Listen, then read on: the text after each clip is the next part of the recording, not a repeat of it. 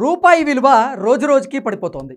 ఇప్పటికే 90 మార్క్ దాటి 91 దిశగా దిగజారిపోతూ ఉంది. ఈ పతనంతో సామాన్యులు సైతం ఆందోళన చెందుతున్నారు.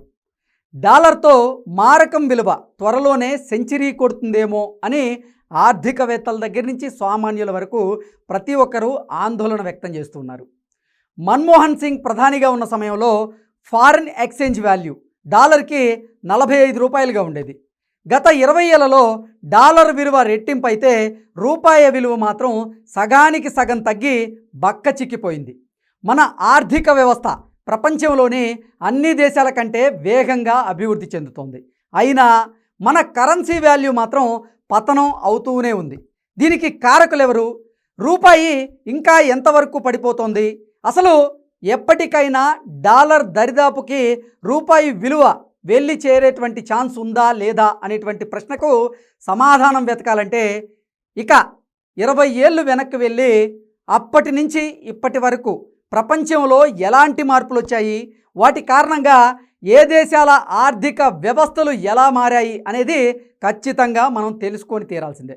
మన్మోహన్ సింగ్ ప్రధానమంత్రిగా ఉండగానే అమెరికాలో యాపిల్ కంపెనీ ఐఫోన్ను తయారు చేసింది. YouTube, Facebook, Netflix, WhatsApp, Instagram వంటి ఎన్నో అప్లికేషన్లు కూడా అప్పుడే వచ్చాయి. ప్రపంచంలో ఈ అప్లికేషన్స్ని వాడని వాళ్ళు ఉండరేమో అనేంతగా ఈ అప్లికేషన్స్ డెవలప్ అయ్యాయి. ఇప్పుడు యుఎస్ వాళ్ళు ఏకంగా ఆర్టిఫిషియల్ ఇంటెలిజెన్స్ అదేనండి ఏఐని డెవలప్ చేశారు.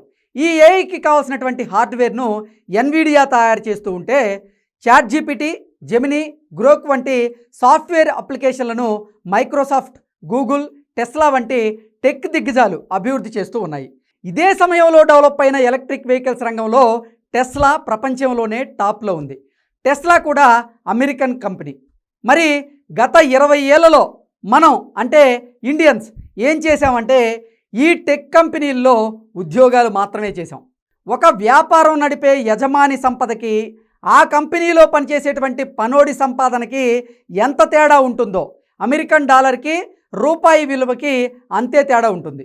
రూపాయి పతనం వెనుకున్నటువంటి భయంకరమైనటువంటి వాస్తవం ఏంటంటే మనం అన్ని రంగాల్లో కూడా వెనకబడి ఉండడమే. డాలర్తో పోటీ పడేటువంటి రేంజ్లో ప్రపంచ స్థాయి నగరం నిర్మిస్తామంటే మన కర్మ, మనకెందుకు అలాంటివన్నీ అనేటువంటి నాయకులు, వాళ్ళు తానా అంటే తందానా అనేటువంటి వారి తొత్తులు ఉన్నంత వరకు రూపాయి విలువ సెంచరీ కాదు, డబుల్ సెంచరీ కాదు, ట్రిపుల్ సెంచరీలు కూడా కొట్టేటువంటి అవకాశం అయితే స్పష్టంగా కనిపిస్తోంది.